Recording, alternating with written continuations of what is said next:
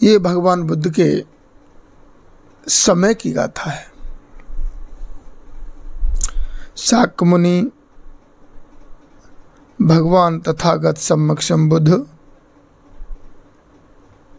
उस समय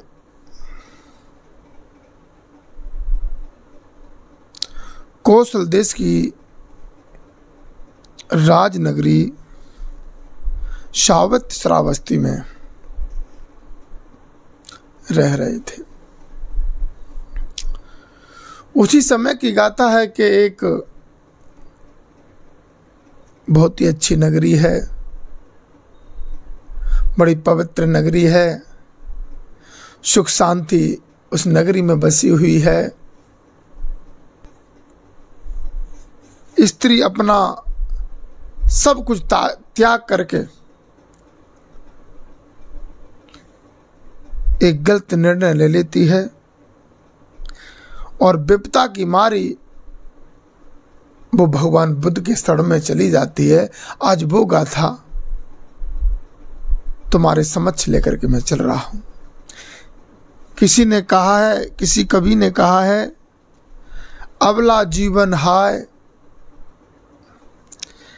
अबला जीवन हाय तुम्हारी ये कहानी, आंचल में है दूध और आंखों में पानी।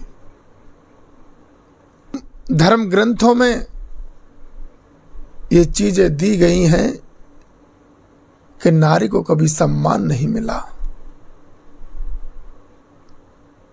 कभी मन से उन्हें गले से नहीं लगाया।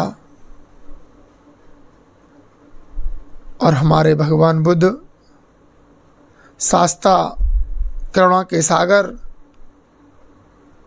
उन्होंने नारियों को बहुत सम्मान दिया और वही कहानी लेकर के आज तुम्हारे समक्ष में चल रहा हूं।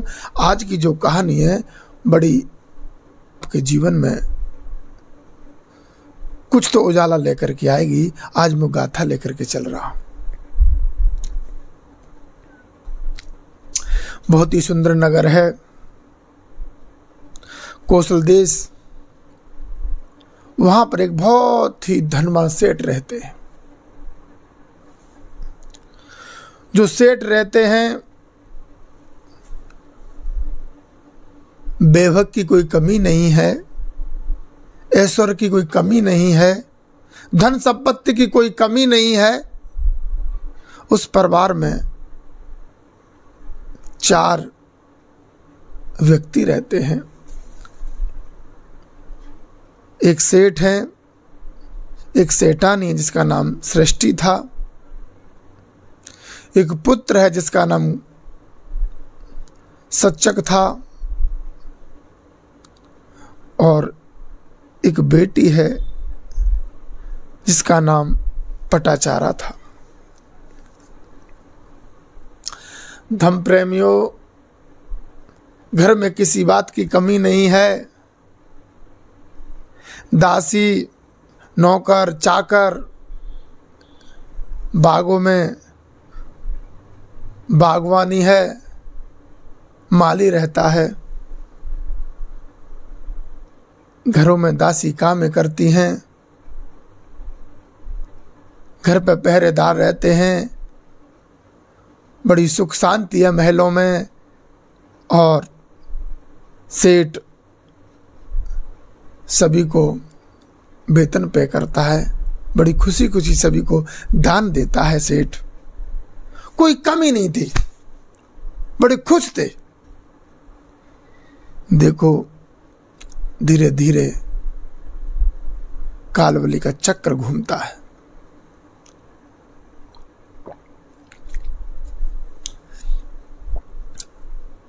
चक्र ऐसा घूमता है कि इधर बेटा भी जवान हो रहा था, इधर बेटी भी जवान हो रही थी। इधर जो बाग का जो माली था वो वृद्ध हो रहा है।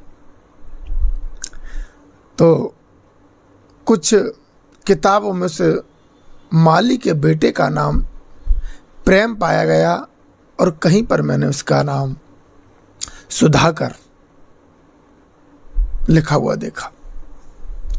तो मैं दोनों नामों से आपको अवगत कराता हूं कि प्रेम कहो या सुधाकर। आज वो सुधाकर अपने पिता जब वृद्ध हो जाते हैं माली, तो वो माली अपने बेटा से कहता है कि सुधाकर, कभी कभी मेरी तबीयत खराब हो जाती है तो तू चलाया सब्जी फल सेठ को दे आया कर। तो जो प्रेम जो सुधाकर था वो सेठ के यहाँ पर कभी पुष्प देने आता है, कभी सब्जी देने आता है, कभी फल फ्रूट देने आता है। तो परिवार वाले बड़े खुश होते हैं कि कोई बात नहीं, जब पिता वृद्ध हो गया तो बेटा चालू हो गया है, कोई बात नहीं सुधाकर, तू हमारे घर पर आया कर। और परबा जैसे संबंध बन गए सुधाकर से। धीरे धीरे सुधाकर आता है। सुधाकर भी बड़ा तरुण अवस्था में था, बदन गठीला था, बाल छबीले थे, बड़े अच्छे नेत्र थे। और वो सुधाकर डेली आता है और कुछ दे करके भी पुष्प, कभी फल, कभी फूल दे करके चला जाता है। और एक दिन जो पटचारा है वो अपनी अटारी से उसे देख रही है, उसे निहार रही है। जब सुधाकर को देख लिया, एक दिन देखा, 2 दिन देखा, 3 दिन देखा, सुधाकर को देखती रही। और धम प्रेमियों, पटचारा के मन में सुधाकर के लिए प्रेम उत्पन्न हो गया।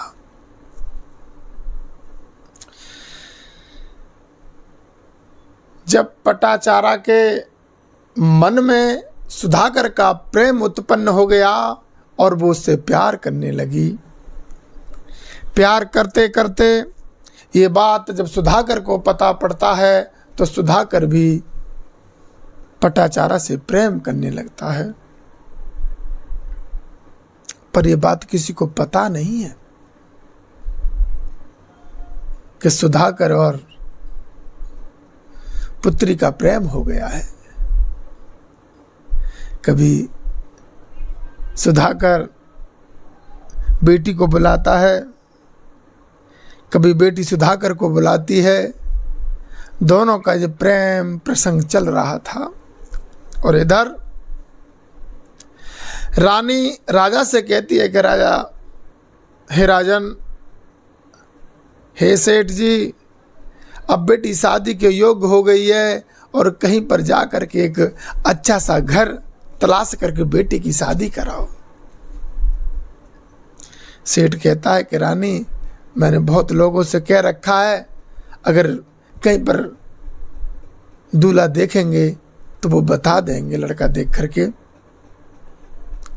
धीरे धीरे फिर समय बीता।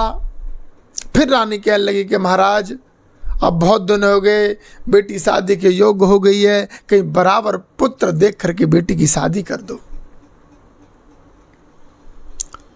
उसी समय सेठ निकलता है, जाकर के लड़का को देखता है। लड़का को देखने के बाद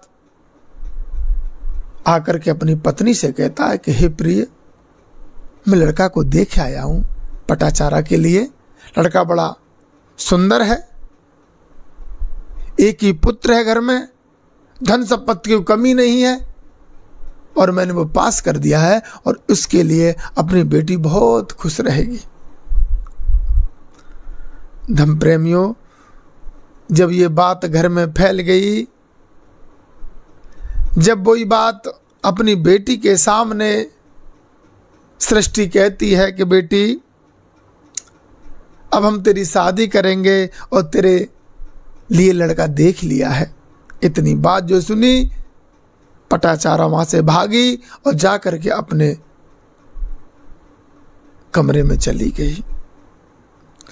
अब सृष्टि मन में सोचती है सेठानी कि शादी की बात है, लड़की शर्मा गई है, इसके कारण वो अपने कमरा में चली गई है। कोई बात नहीं, नई नई बात होती है, तो लड़की शर्मा जाती है, शादी की बात आती है तो लड़की शर्मा जाती है, इसलिए बेटी भी शर्मा गई और वो अपने महलों में चली जाती है। धर्म प्रेमियों, जब अपने कमरे में गई, सुबह हुआ। सुबह होने के बाद उसने सुधाकर को बुलाया और कहा, सुधाकर, अब मेरी शादी की बातें होने लगी हैं, 1 दिन 2 दिन बाद मेरे घर में शहनाई बजेगी तो तुम मुझे मिल नहीं सकते।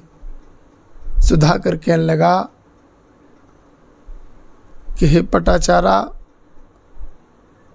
मैं तो गरीब हूँ, मैं एक माली का लड़का हूँ और जो तुम्हें वैभव, ऐश्वर्य, सुविधा, ये तुम्हें मैं कहाँ से दूंगा। अगर तुम्हारे पिता कह रहे हैं तो तुम शादी कर लो ना। पटाचारा कहती है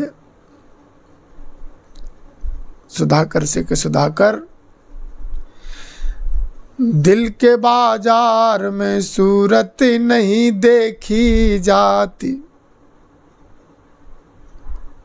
पटाचारा सुधाकर से कहती है, दिल के बाजार में सूरत नहीं देखी जाती, प्यार हो जाए तो दौलत नहीं देखी जाती।